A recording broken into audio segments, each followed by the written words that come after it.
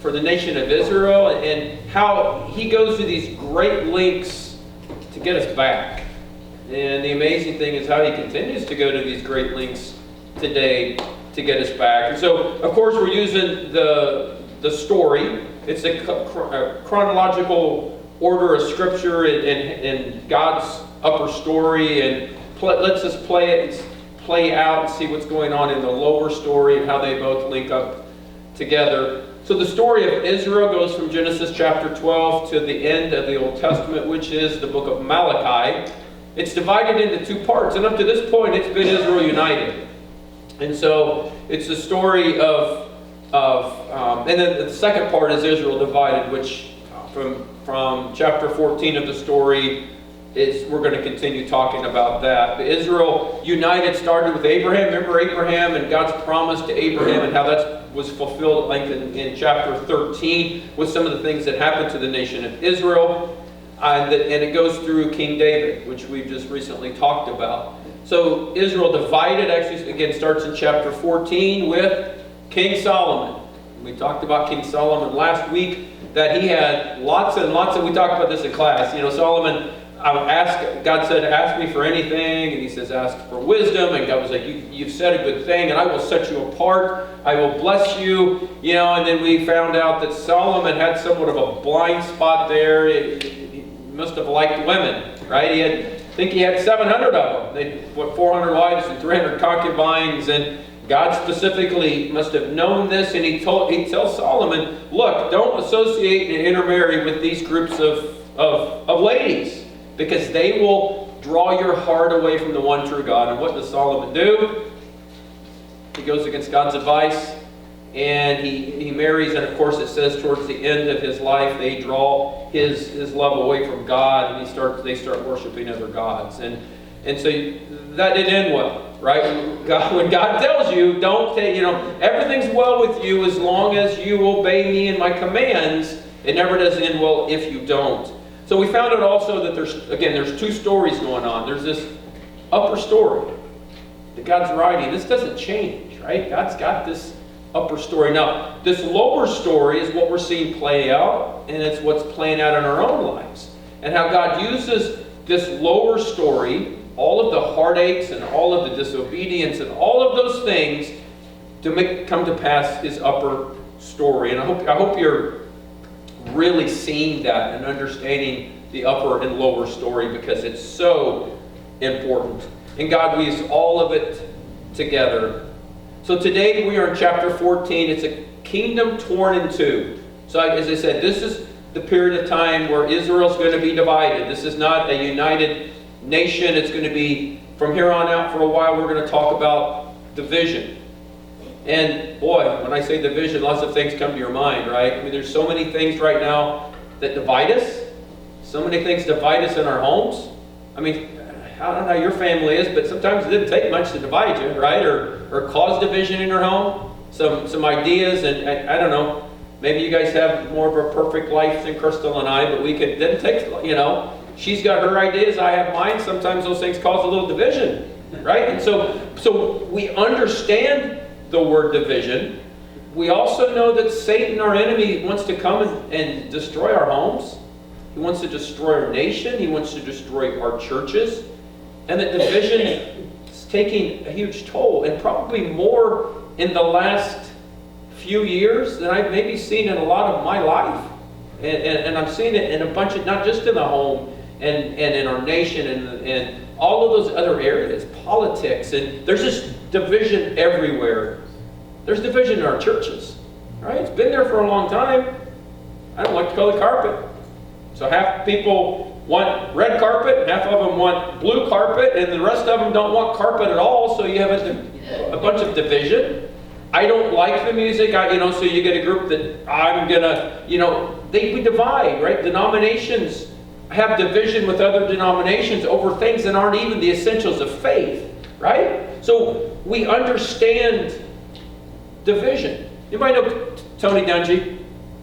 Remember reading his books? Okay, Coach Dungy was a coach for the Indianapolis Colts. Really super great guy. He wrote a book called The Soul of a Team, and he uses an acronym, and he The U in the acronym stands for unity. Actually, it's the word soul. And it stands for unity because he talks about even within sports, and with ever played sports, you got to have unity on the team. You can't have 11 players on a football team all doing their own thing. There has to be some unity. You can't have everybody you got to coach, and the coach brings everybody together, right? Because if you don't have that, what happens? What happens if every one of those 11 players in football all had their own identity and didn't have any unity? It'd be crazy, right? I mean, you couldn't run a play because in order to run a play, you have all these 11 players working in unity together, and everybody that's ever played a sport, right? Basketball's the same way. I mean, if you play instruments, what happens if you're in a band, you have somebody direct, and everybody suddenly decides to play their own part? What would happen, Meredith? Everybody, all of a sudden, you're playing a song, and the person over here wants to play something different, and then over here, I want to play what I want to play. It doesn't sound real well. And it's the same way within the way the world is, and we're going to find out with Israel what caused division. Anybody ever heard of the Hatfields and McCoys? Right? And probably the best known story of division. You know how that came to play? Pretty insignificant. Because most of the time things start small and just build, and most people don't know why they don't like each other. It just seems to have happened. And actually it was a period of time between 1863 and 1901, so there was about 38 years. And the way it says that it started was Asa McCoy was returning from fighting in the Civil War, and he was murdered, and they blamed one of the Hatfields for the murder. Well, the problem was it was discovered a year or so later that it couldn't have been because that particular person wasn't anywhere near them, so it couldn't have happened. And then there was this second dreaded incident between the two families that took place 13 years later over a hog. A hog. And that thing went on, and blood was shed, and all of those things. So what we're going to look at within Israel is this like Hatfields and McCoys of the Old Testament. And Israel's going to become a nation divided. Now let's talk about how it kind of came down. There was somebody named Jeroboam. Anybody know the story? I know Richard talked about Jeroboam and Rehoboam. So Jeroboam was a trusted advisor in King Solomon's regime. So probably would have been a cabinet member. He was the one that supposedly a prophet had went to and said, you're going to become the king. Now, what do you know when a prophet, remember when the prophet went to David and said, Samuel said, you're going to be the next king? Didn't happen overnight. Remember that? And so Jeroboam hears this and he says, great, I'm just going to overthrow the current king, Solomon. And it wasn't in God's timing, and it didn't work out for him. So Rehoboam, which is Solomon's son, is now the king. And so one of the things that Jeroboam, he actually goes in exile. And so when he hears this, that Rehoboam is going to be the next king of Israel, he goes to him and he says, are you going to be like your dad? Because what you find out about Solomon was he taxed pretty heavy. I mean, there was lots of things that he was pretty harsh. He was a pretty much I won't say dictator, but things were difficult under his regime. And so Jeroboam goes to this inauguration, and he asks Rehoboam that question: what are you going to do?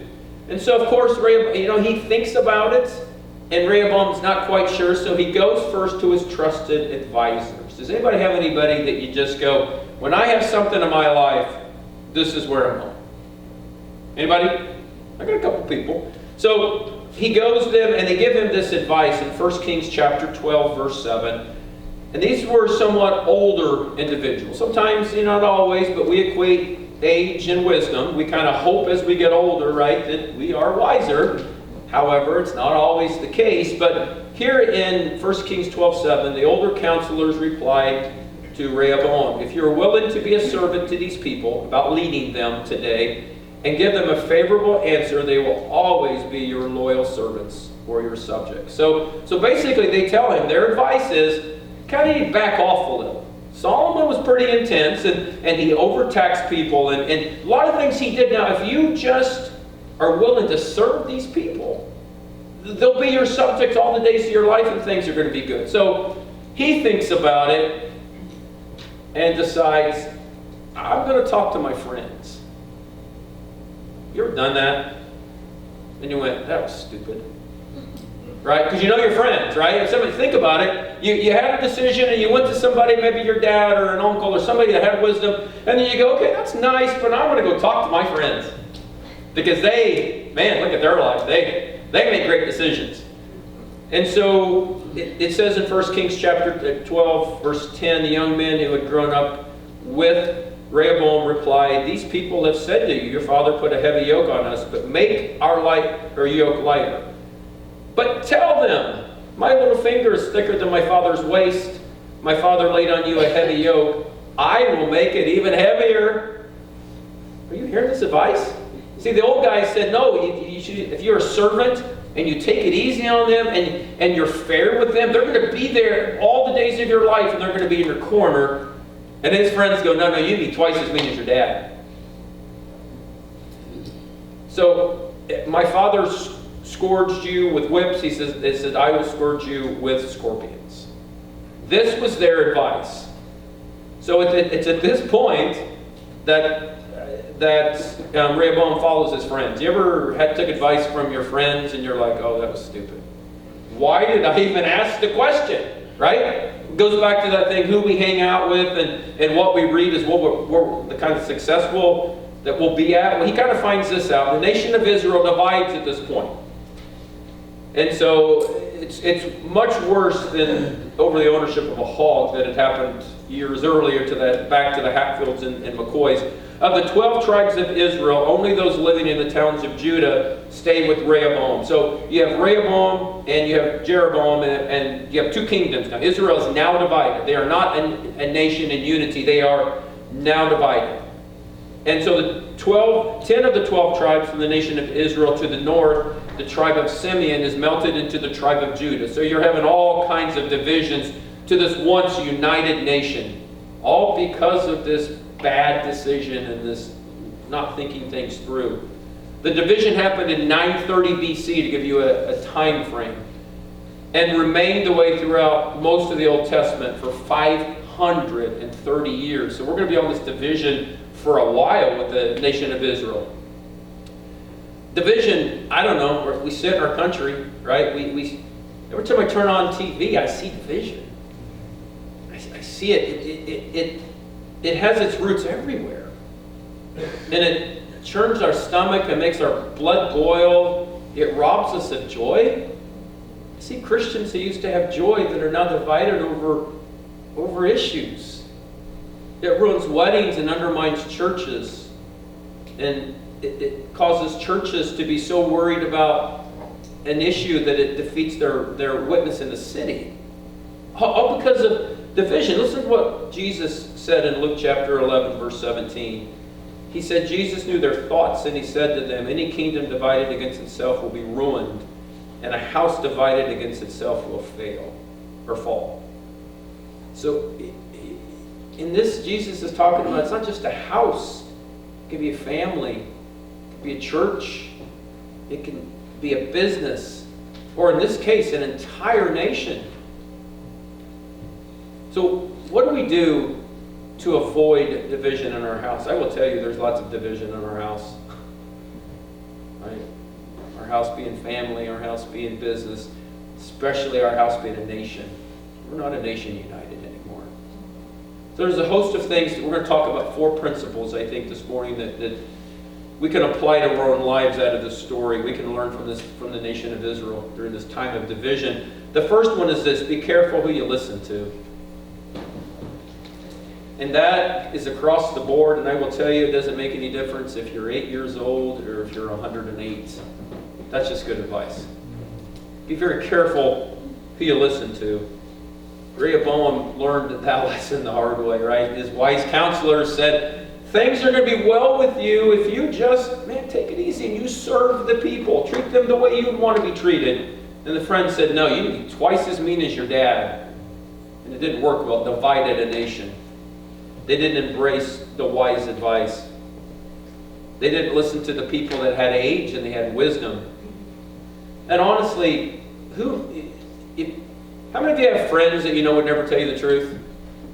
Sometimes people are so close to us, they see things in our life and they don't want to tell us the truth because they're afraid it's going to hurt our feelings or it's going to jeopardize our friendship, right? So probably wasn't the best thing anyway for him to go and listen to them. So you got to be very careful who you listen to. Plus, he was the king. Do you have a good friend in your life that when things are, maybe not going so great and they see something, can pull you aside and say, look, Dan, you need to change this. There's something that God has shown me or something I'm seeing in your life that isn't good. That's a really good friend. Proverbs 27:6 says that wounds from a friend can be trusted, but an enemy multiplies kisses. I love the book of Proverbs, right? Doesn't sugarcoat anything. Wounds from a friend can be trusted. I mean, I've had friends sometimes that have hurt me, but they had my best interest, right? I mean, the way it is in my life, I let very few people want to speak into my life. I have to know that I can trust them. And sometimes they say things I don't like, but then later I go back and I go, they're right. And what Scripture is saying, then, yeah, it's going to hurt from a friend, right? It doesn't feel good. But that can be trusted, and an enemy multiplies kisses, and that's what happened to Rehoboam. I mean, he listened to the friends, and it sounded good, and ended horribly.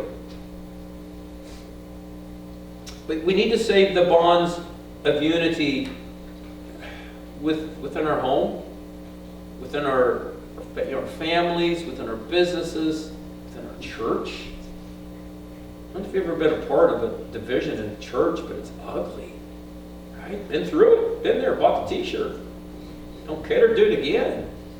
Right? Everything that God, we're seeing through Israel and God's love story and how He's pursued us and His church, and He talks about His church as being the bride, and you see division come in someplace and rip all of that apart where it's ugly. Right? When the world looks at it and goes, why would I want to be like you? Why do I want to follow Jesus? Look at you guys. You have two groups on each side yelling and screaming at each other, and this is what we're seeing with the nation of Israel. It's division.